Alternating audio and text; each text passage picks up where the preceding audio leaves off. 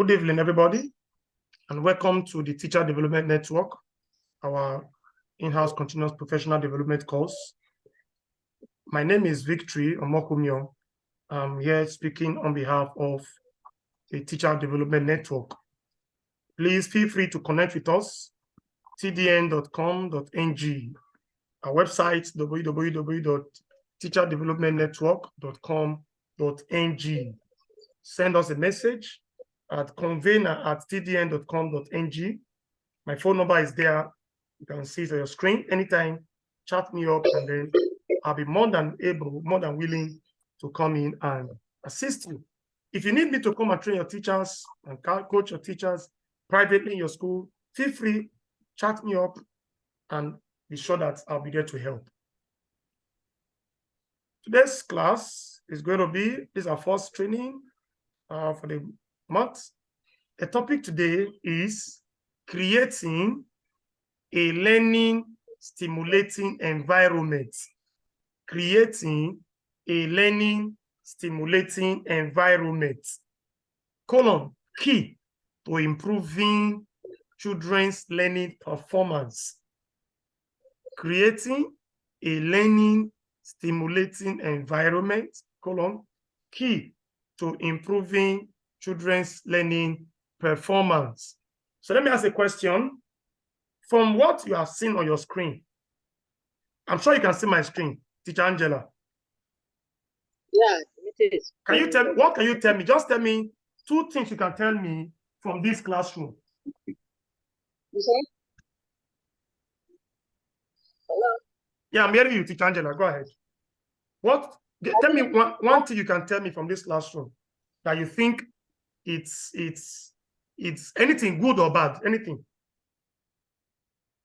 Okay. I don't understand. What I can tell you from this class. Yeah. Okay. I have learned what PQRO is, and which is professional qualifying exam. Okay. Then, like you just said, you just mentioned the topic, but I didn't get the topic clearly. But I can remember stimulating learning.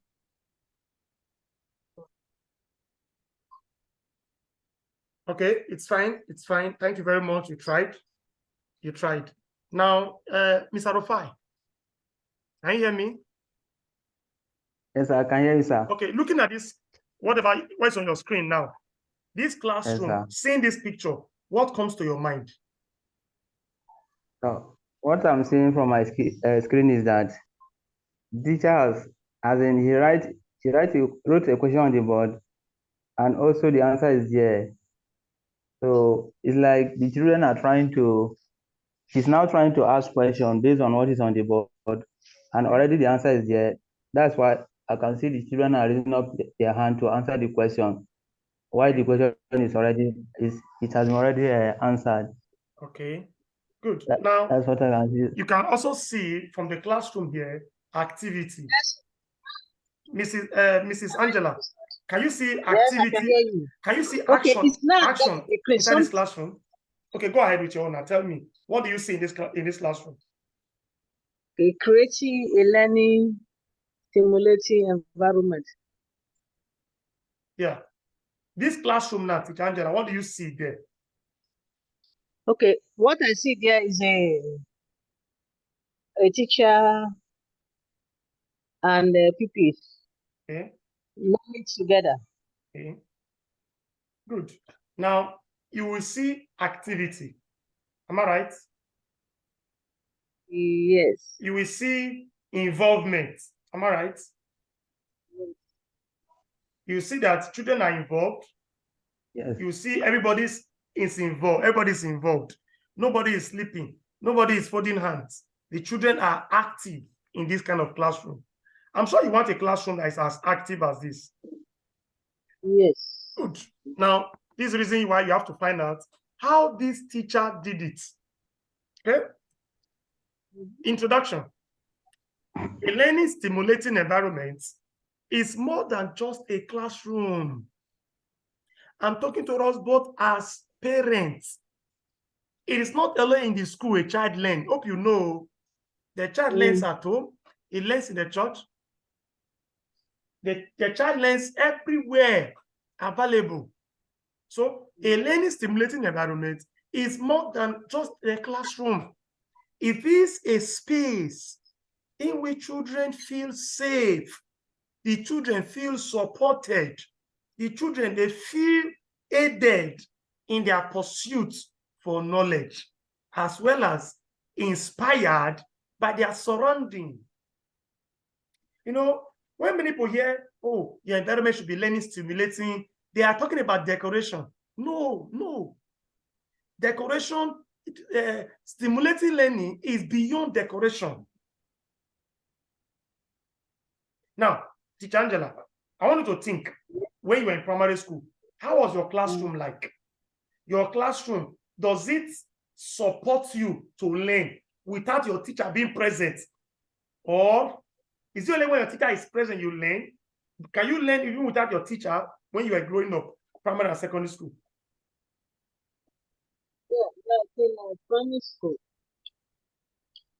I was able to learn with the teacher and without the teacher.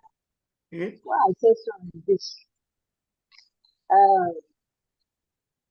I was not good in mathematics. Okay. So what I did was to look for a person that knows it better than me. Who would actually, put me through when the teacher is done, or when we are not doing anything. Okay. So that person normally put me through in most cases. Wow. Teacher Angela, do you know what we call that? No. We call it collaboration. I give you a plus for that. I give you a plus. We call it collaboration. So in a classroom, for a classroom to be able to, if maybe in your own time now, the classroom was tensed, no friend around, the teacher is always making everything tense everywhere. Even if I'm not sure in your classroom you have beautiful flowers, you have charts, you have paint here and there. I'm not sure you have those things. In my own primary school, in my own secondary school, I didn't have any of such. But yet, the environment was aiding my learning. Good. So next thing, type of learning environment. Mr. Rufai, can you tell me what you are seeing there? What are the types of learning environment you can see on your screen? We have physical environment. Good. Social through emotional environment. All right. Safe and interactional environment. Interactional environment. Thank you very much. Yeah. Now, these three environments, since Teacher Angela and others, if before now they mention anything environment, what comes to your mind before? Is it not your field, your classroom, right? Yes. The field, the compound, the chairs, the toilet. Is that not what comes to your mind? Yes. And that's just only the physical. So today now, you have learned two more type of environments. Am I right? Yes. Is it worth it? Yes. Is that? Yes, sir. Yes, I taught it. Good. Now, we are still going to learn even more. Now, this, because you are going to, in your exams, even those of you going for exams, PQE exam, they're going to tell you, they're going to be asking you types of learning environments. You're going to be seeing it. So this is what you must do. This is what you must learn and you must follow. So we have three types of learning environments. I said physical, social, emotional, and the safe and interactional environment. Of course, you know what physical means. Physical is, the physical surroundings and all that.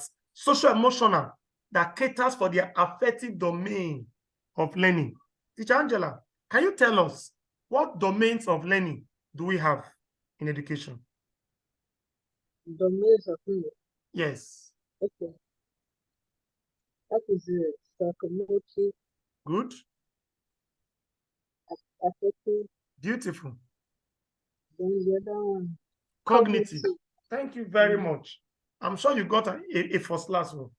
But the way you're just hitting these things. I got you. I know it's been a long time you have read it, and yet you are still able to record those things. That is the beauty of being a teacher.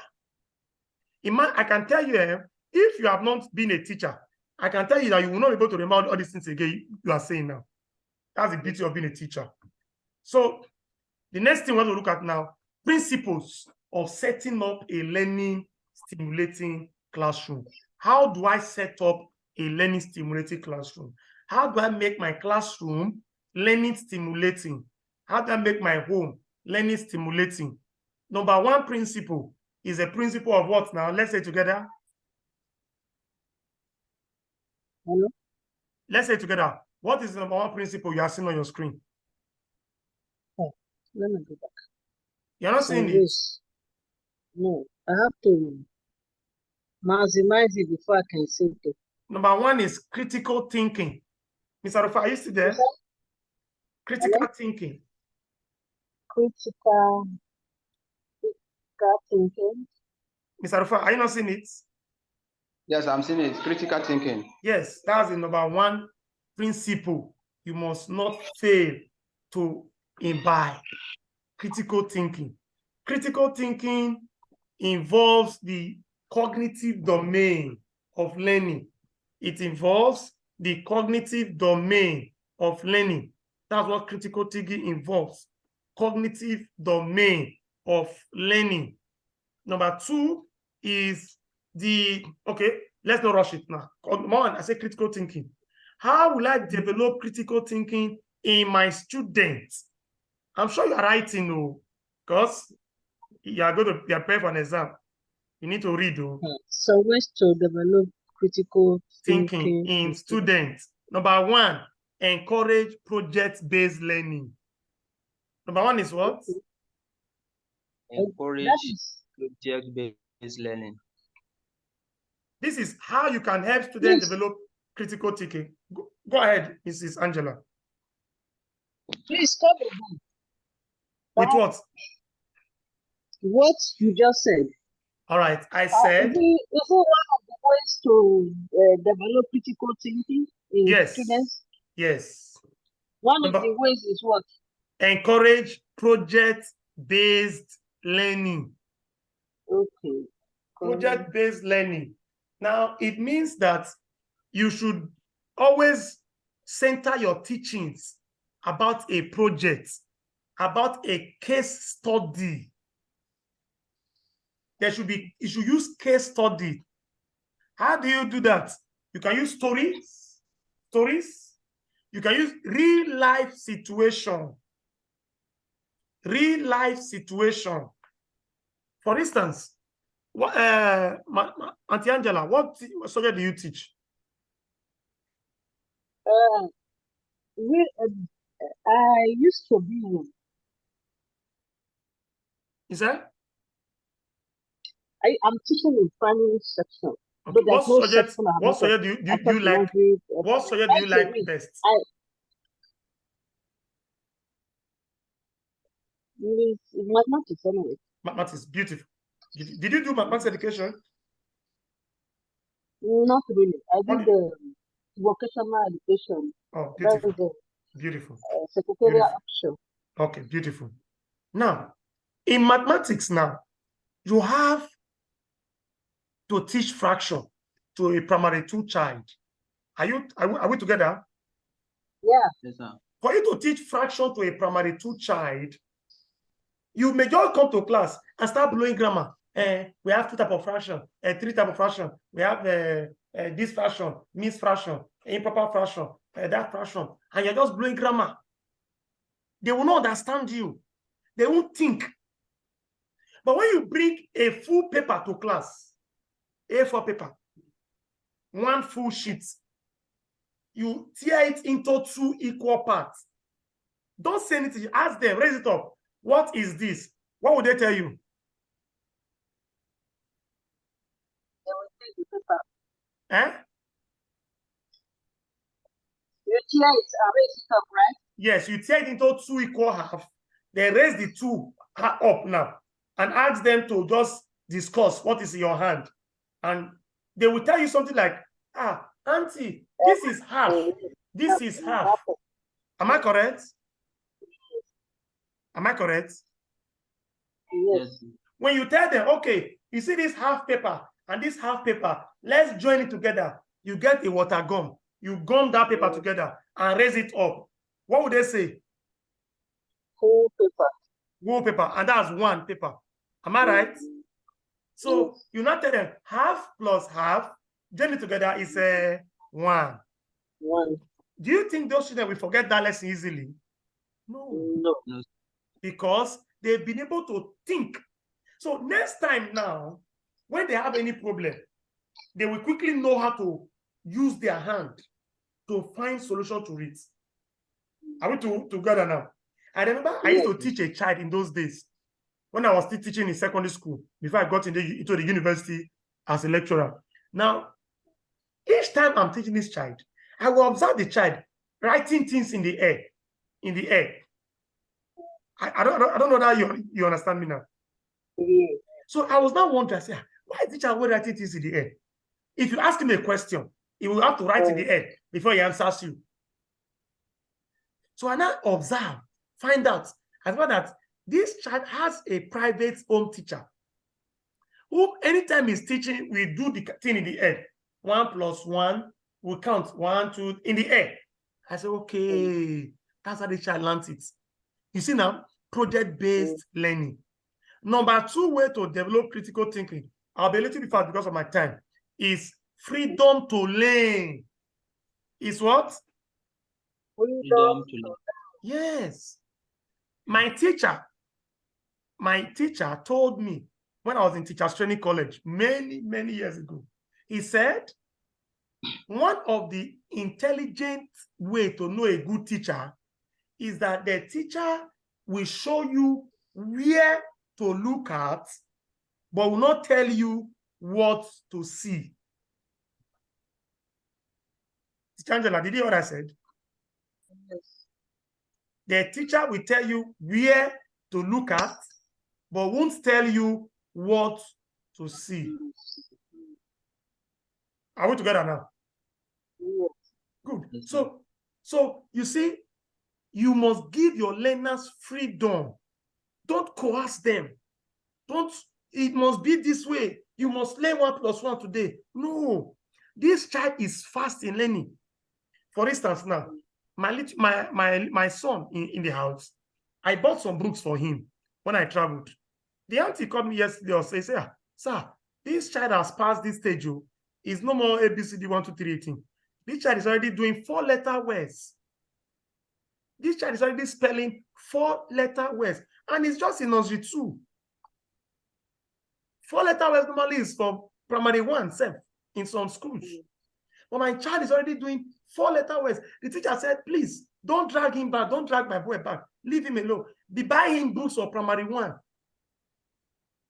This boy can spell his name and anything, just tell me anything to spell. He will spell it for you. So I was buying a book of ABCD, how to trace letter. He said he can write, he can spell them in writing.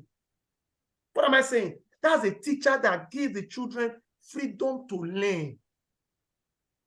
Don't drag them and say, well, stay there. It's ABCD that KG2 must learn.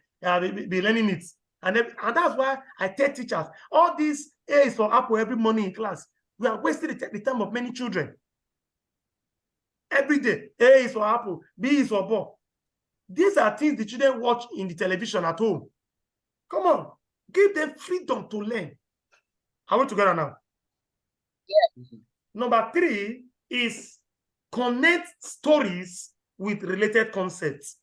In your classes, please use stories a lot. Stories. When you are teaching, always use stories, and please use reasonable stories. Don't be using stories of a tortoise and a cow. No. Use stories with real life application. Stories with, true life. It can be a mythical story, but that have, relationship. I guess we understand what I'm saying. The next one is start analyzing and assessing ideas.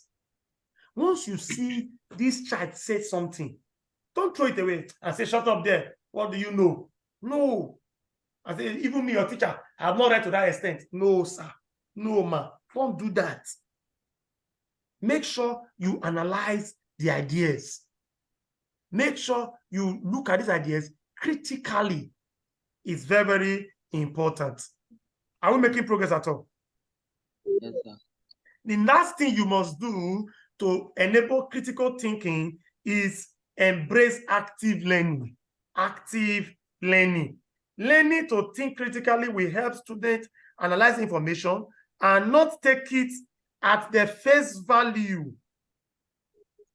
You just teach a child, means of transportation, and the child crams it and goes back home. My dear teacher, you have not taught. You have not taught. You've only wasted the time of that child. If the child stop learning where you stop teaching, you have not taught. You must encourage active learning. What is active learning? The ability of the children to continually learn, even in your absence.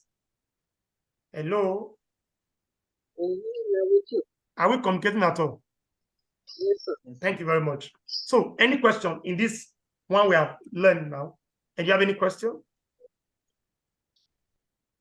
Yes. The question is. Yes. Can you hear me? I can hear you loud and clear. I have a child, but does not have interest in learning.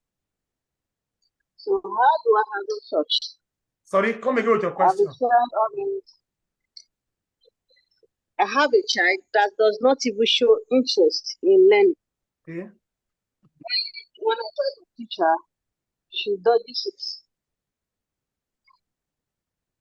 it. Okay. Can you hear me? I can hear you. You said you have a child who does not show any interest in learning. How do you handle such child, right? It's a very simple thing. Very, very simple thing. Now, first of all, I tell people, if the child cannot learn the way you teach, what do you need to do? Find how the child should learn and teach that child the way the child wants to learn. If I tell you now, that child, have you been able to find out why he's not having interest in learning? Does he have any home challenge? These are things you should find out.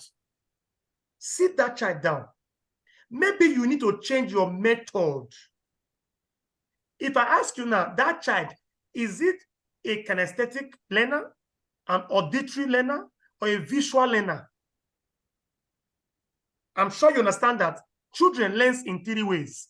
Some children are auditory. They only want to hear. Once they hear, they've learned it. Some is visual. Until they see it, they won't learn. If you like, be saying anything you are doing. Some are kinesthetics. Until they do, they want to do with their hand. They want to play. They want to handle the thing. So if this child is a kinesthetic learner and the method you are using is auditory or visual, it will not work. The child will not learn. Do you see where the problem is coming from now? So you need to first of all find out this child, is this child a visual learner, an auditory learner, or a kinesthetic learner? When you are able to establish the kind of learner this child is, then you will be able to say, this is who this child is, and then find how to help that child. One thing you must not forget, Teacher Angela, no child is dull to learn. Can you say that with me? No child is dull to learn. Every child, listen, I'm telling you the truth, every child can learn. Just take pain rather, and find out how does this child wants to learn. That same child now, give him cartoon to watch. Will he throw it away? That's the thing. It is you that not find how this child wants to learn. So the best thing you need to do for yourself is to start teaching the child how the child wants to learn. Would that be okay? Any other question before we can go on? Yes, I have questions, sir. Okay, go ahead, Mr. Rufai. Right. Yeah, we can proceed right away. Okay, let's take Mr. Rufai's question, please. Yes, sir. So looking at this freedom to learn. Yes. Nowhere to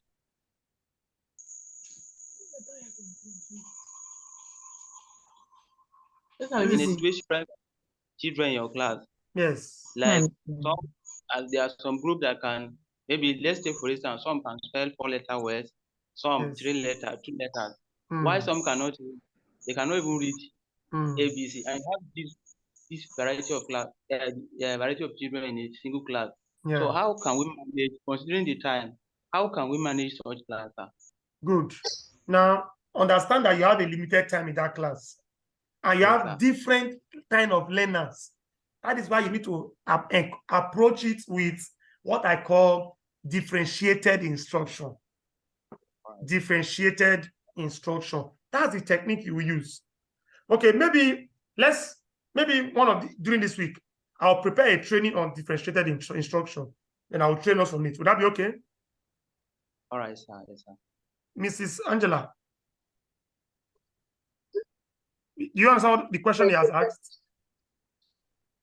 He said that in the class where you have different learners. Some are fast, some are slow. Some are How do you be able to carry everybody along? The secret is differentiated instruction. Once you apply it, you carry everybody along. And I said that if you are not busy during this week, we can find time and I'll train you on how to do differentiated instruction. Would that be okay? Yes, sir. Can we go ahead? Yes, sir. Yes. All right. Thank you. Next. Okay. Now, I don't have much time. Let me skip this. Don't worry. You will see it in the slide later. I'll send it to you. Number 2 secret is communication. Number 2 is what? Communication. Good. Now, I'm going to start from the hand raised up with a green circle around it. Can you read what you are seeing on that place? The hand raised up with a green circle around it. What are you seeing there? I can see it. Read it. Let me hear you. The hand raised up. Listening may be enough. Good. Now, in communication, you must listen. Just listen to these children first. You know, many of us teachers, we hardly listen to our children. We just jump into a conclusion. Go and hey, sit down. What do you know? No. Listen to them. And please allow them finish before you interrupt them. If that child maybe is a stammerer and you interrupt him 1, 2 times, do you think that child will ever say anything in your class again? Huh? Let's respond now. No. He won't say anything. He will just keep quiet. He say, well, auntie doesn't like me. Auntie hates me. I don't know what I did to auntie. I don't know what I did to uncle. So please, number 1 key of communication is listening to them. Number 2, evaluate the conversation. Find out what is this child actually saying. Many of us will just jump into a conclusion and start condemning. Then number 3, don't give advice too quickly. Think. Allow the student to finish speaking before starting to give advice. You want to make sure that you fully understand them and what their opinions are. Please, very important. Don't just give advice and say, okay, this is the best thing to do. No, you don't know the best thing to do. Don't just jump on them and start giving them advice. Are we communicating at all now? Yes, sir. Good. Don't just jump and, say, okay, I know what to do. This is why we'll do it. No, don't jump into them. Then number 3 or number 4 now, avoid judgment. Your goal is to understand the student's perspective, not to enforce your opinion on that child.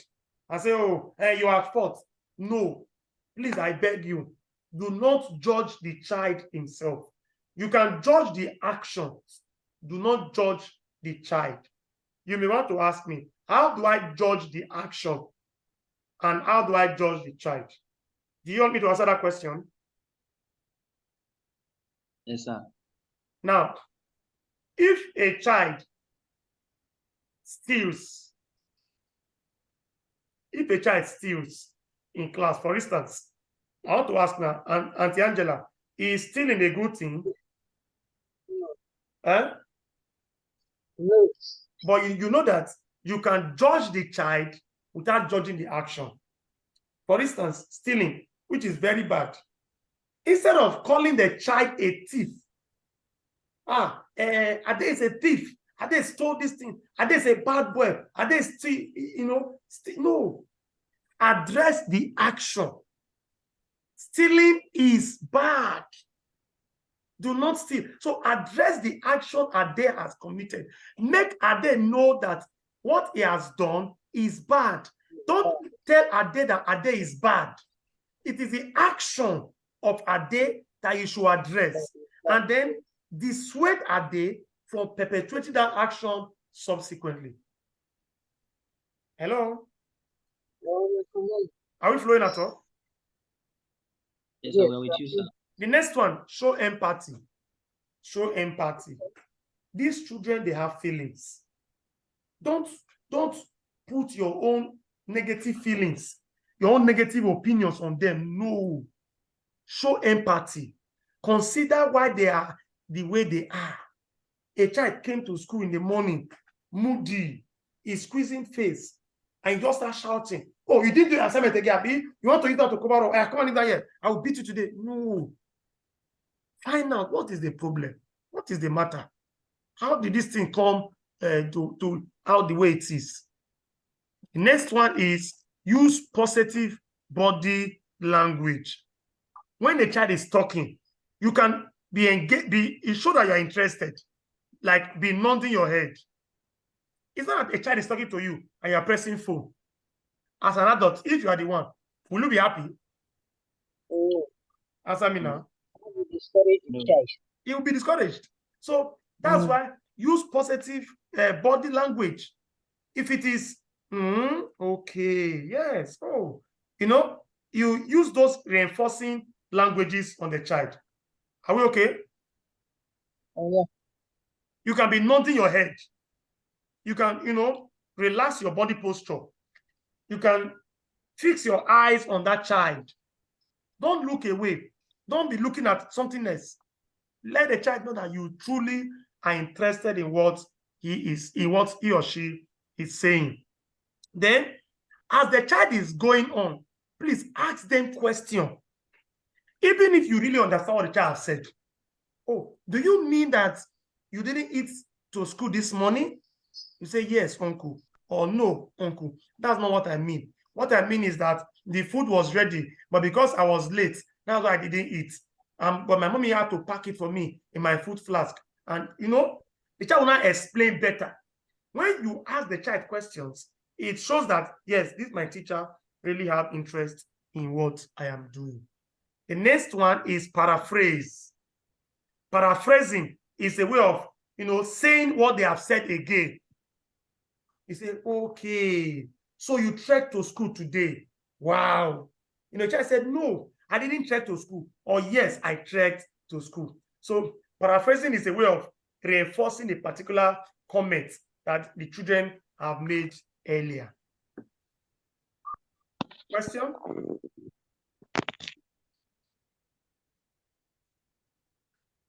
Question? Yes. Right. Like you said, communication is one of the ways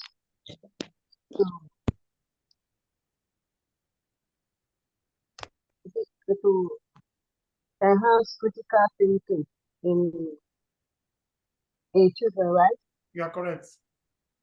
Yeah. Then communication, this paraphrasing, is it one of them? Yes, communication is a way of creating a learning, stimulating classroom. There are 4 ways. Number 1 way is critical thinking. Number 2 is communication. And in communication, we have 8 steps. Listening, Evaluation, don't give advice too quickly. Avoid judgment. Show empathy. Use positive body language. Ask questions and paraphrasing. All these ones are ways you can use communication to encourage critical thinking. We should go on. Yeah. Any other person have any other question? No, sir, I don't have question. All right. Next one now. Let's go on.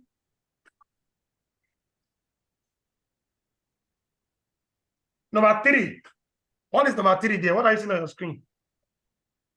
Collaboration. Collaboration. This is one thing I told teacher Angela today of what she did when she was in school. Collaboration. Are you seeing it there?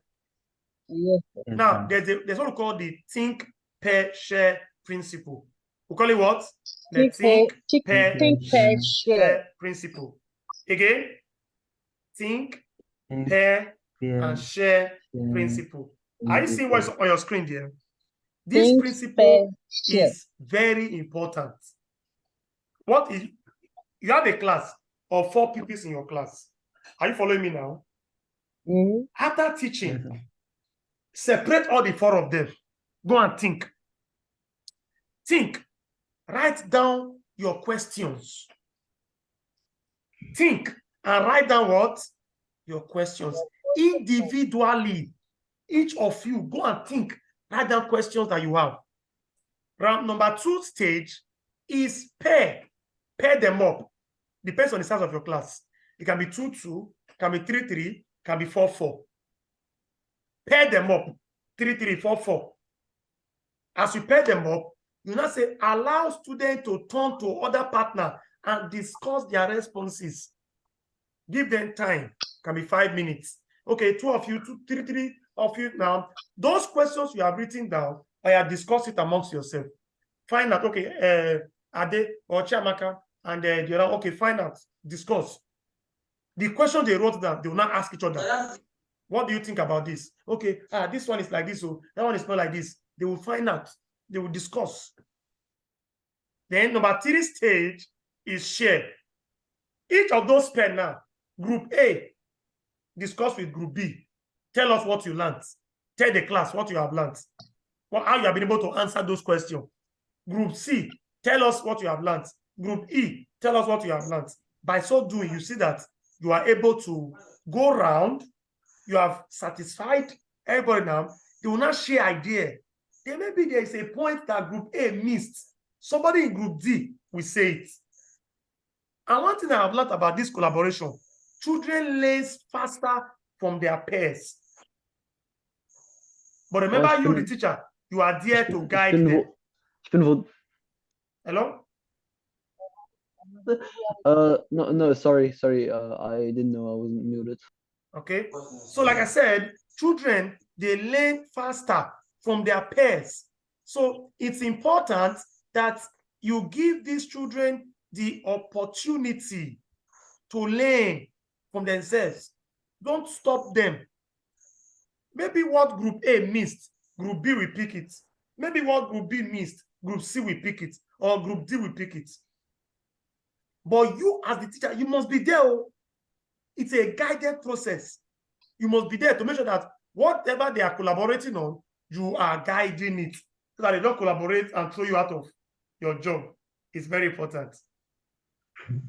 So, question now.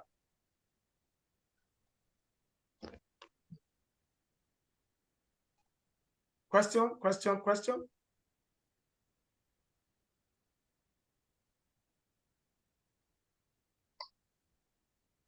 Auntie Angela, any question? Mr. Yusuf, you are connecting. Any question? Not yet. Okay. Are you okay? I'll think about it. All right. Thank you. Mr. Rufai, any question? No questions, sir. Okay. Thank you. So let's continue. So like I said, collaboration is one of the ways you can use to create a learning, stimulating classroom. Please, this think, pair, share principle has worked for many people. Before they think, remember you are the teacher. You're the one that will give them what they should think about. So you must have finished teaching. Maybe you taught something on transportation. And you're not telling, okay, find out what are the problems involved in transportations. You now separate all of them. Or if you go and think, write down two problems each. After 2 minutes, okay, take your questions now, pair you up. 1, 2, 3, group 1, 1, 2, 3, group 2, 1, 2, 3, group 3, 1, 2, 3, group 4. Depends on the number of people you have in class. Sorry, that person. Now, okay, those questions you have asked yourself, discuss it, find solution to those questions. Then you are now able to see that those questions you are able to solve. Then after they answer those questions, you now bring, okay, group 1, come and tell us the questions that you have been able to answer. Group 1 tells us, oh, I got this question and answer this question, answer that question. You will see that they are able to flow along. They all learn from each other. And let me ask one question now. Those things the children are able to answer by themselves, do you think they will easily forget it? No. Do you know why?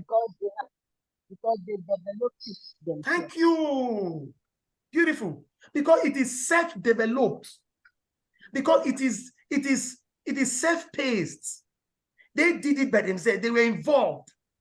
See, they were not told. See, this thing called collaboration, many of us are missing it. It's a key to solve the problems in our classroom. I laugh when some teacher tell me one time, every time, sir, we're not able to teach our children. The children are stubborn. No, you are the one not teaching them the way they should learn. Stop it. Help them to collaborate. Share them to think individually. Pair them to work. Come and let them share themselves. Tell me a child you will tell, group 1, they're going to make a presentation to the class tomorrow on photosynthesis, for instance, in biology, on photosynthesis. And then group 1 knows that they're going to stand in front of the class and address the whole class tomorrow. Do you think they will go and start playing football? Sincerely, do you think sorry, one question. Just real quick. If you have a question? Okay. Please, if you have a question, you just raise up your hand so that we'll know. Who is that person? Sorry, what? Who is asking a question? Me, Yusuf. Okay, Mr. Yusuf. Okay, go ahead. Okay. So I was just wondering, what this has to do with Freddy Fazbear, or if there's no connection at all. Sorry? Go ahead with your question again. So I was just wondering, what this question has to do with Freddy Fazbear. Freddy Fazbear. What is Freddy Fazbear? Sorry. Don't you know it? It's like our this Freddy Fazbear thing. Can you repeat it? Can you come a little bit clearer? I can't hear you well. Wait, what? The question, please. Freddy Fazbear. I was talking about Freddy Fazbear. Or don't you know Freddy Fazbear? I don't know Freddy Fazbear. Can you enlighten me more? Oh no, it's like probably it's a more German thing, but okay, let's just go on. Okay, thank you very much. So like I said, collaboration is key. Collaboration will aid in the classroom work. Collaboration will aid the teacher's work and make it easy to pass the knowledge to them when they learn from themselves. So the next thing we must do, number 4, is creativity. Creativity. You must encourage creativity in the classroom, and it is important. Please, when we say creativity, we are not saying painting or art. No. Creativity is more than that. Far more than that. Creativity is you and aiding the children to think outside the box, to give you answers you didn't tell them. Hello? Are we still together here? Yes. Give you correct answers, so not rubbish. Correct answer you didn't teach them. That's creativity. Thinking. Creativity is actually a fallout of critical thinking. If a child thinks critically well, it breeds creativity. It aids creativity. Strategies on developing creativity in the classroom. How can you develop creativity? Establish an environment where children are free to share ideas. I've told you, don't box your children up. Don't close them up in one small space and say, everybody, okay, Yusuf, you have your hands are raised up, please go ahead. Can you just keep your question? When I'm done with the presentation, we'll take questions generally, please. When I'm done, so that we'll not keep interrupting. Let me finish the presentation. When I'm done, sorry. You ask your question, please. Thank you. Okay. Thank you. I was just thinking.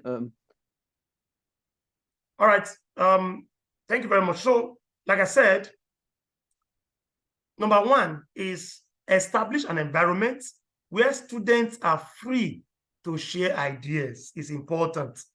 Number two, allow time for creativity.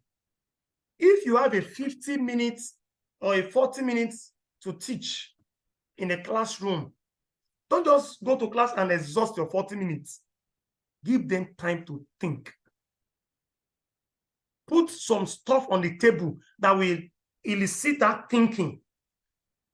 Imagine you're coming to classroom today and you bring oranges and you bring a knife and you bring you bring a rule, a pair of a rule, you bring a plain sheet of paper. And you came to classroom. Sorry to interrupt. So did I understand right? Is mobbing allowed in this classroom? Sorry? Who is talking, mobbing, please? Ventilator. Okay. What's your question? You have a question? Yes. So if I can bring a knife in this classroom, so is mobbing allowed? I didn't hear you. Can you hold the question? When I'm done my presentation, then I will allow you to ask a question. Okay. You can ask about when I'm done with the presentation. Okay. Thank you very much. Thank you. So, like I said, you allow time for creativity. Don't exhaust the whole time for that. I was talking about bringing stuff to classroom. When you bring those stuff to classroom, you start doing stuff. You know, it will make them think, even beyond what you are teaching them. Okay, I can use this knife to cut this whole orange into two. Oh, that will make it half, two halves. Okay, and I have this half and that half. You see, they are learning and they are learning. The next thing is incorporate art, music, and culture into what you teach. Incorporate art, incorporate music, and incorporate culture into what you teach. It is very, very important that you bring all those ones into what you teach. Now, when you say you incorporate art, you incorporate all this into what you teach, it simply means that the children are able to relate with what you teach. Use the cultural immediate environment of the children. The art they know, the music they are used to, what the children are used to, bring it to them as teaching instructional aid.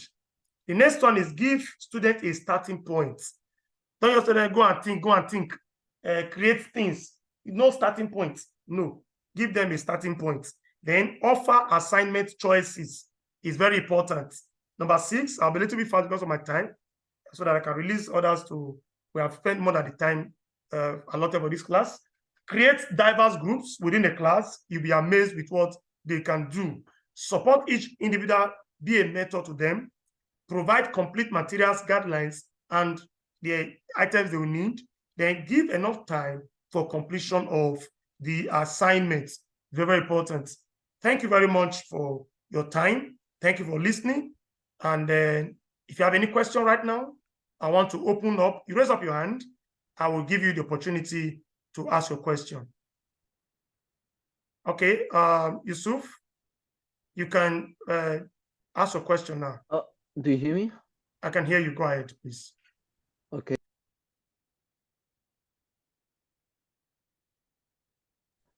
Sorry, I think I just muted myself. So first of all, thank you for presenting. Thank you. And as I said, that also may be a more German thing, but do you know about the concept of Lümmelsack? Because I think you were referring to it, but I'm not quite sure. If you can explain a little bit better, I think I can grasp what you're saying. Isn't that like an interlinguistic thing, like Lümmelsack? Okay, you're talking about interlinguistic thing. Was that one I was talking about differentiated instructions? No. Yeah, I get that, but I just thought that term was like universal in all languages. Lümmelsack, don't you know Lümmelsack? You're very correct. You're very correct. It is, these terms are region-based and they are location-based also. A term may be applicable in a part of the world, like in the West, and it may not be applicable in other parts of the world. But I think you are very correct. Differentiated instruction, multiple languages in class, bringing in culture, and all of that, it's part of it.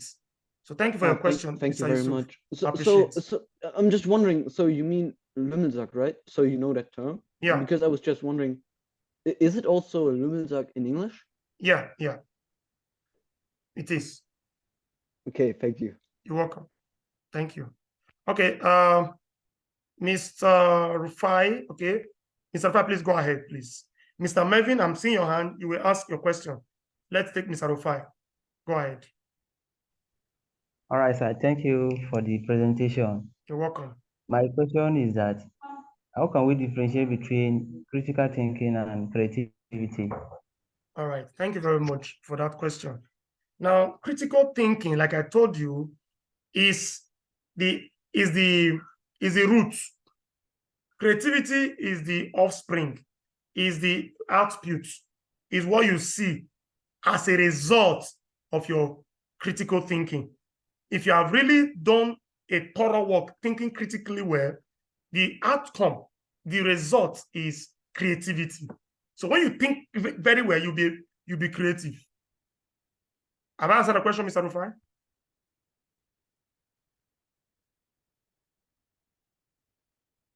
Mr. Rufai, have I answered the question? Yes, sir. Yes, sir. Okay, thank you very much. Thank you very much. You, okay, sir. Mr. Melvin, can you go ahead with your question? Thank you. Yes, to refer to the word Lümmelsack, as I thought it is an interlingual word too, I think it has something to do with the term har. Sorry? Yeah, maybe the network there is bad. Okay, any other question again, please? You have any other question?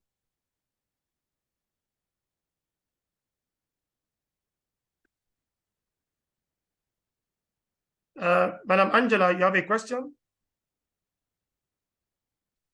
Miss Angela, you have a question, please?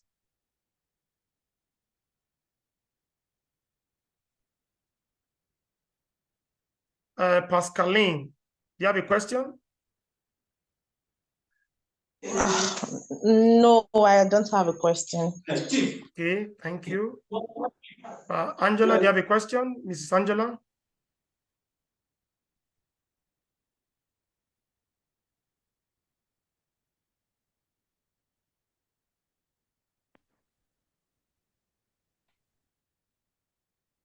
Okay, no question. Again, thank you very much, everybody. Now, quickly, if you see from your screen, you will see that this section is brought together by Teachers Development Network, TDN, and we are known for networking, for impact, for sponsorship, invitation to train your teachers, questions and all inquiries, please direct them to convener@tdn.com.ng. Our phone number is +234 8158 339342 +234 8034 782650. Visit our website to know more about what we do and who we are. For now, I'll call it a day. See you in next class. Please, if you have not joined our WhatsApp group, please send a message to me on these numbers, and then I'll add you up to the WhatsApp group so that you can get updates on our subsequent trainings. In the absence of any other question, I wish you all a very beautiful week ahead, and I thank you for taking that time to be here. And I say, God bless you richly. Have a beautiful and productive week, and may you return with testimony at the end of this week. Teacher Angela, thank you very much for your time. You spent so much time here, and I'm sure it was worth it. Teacher Angela?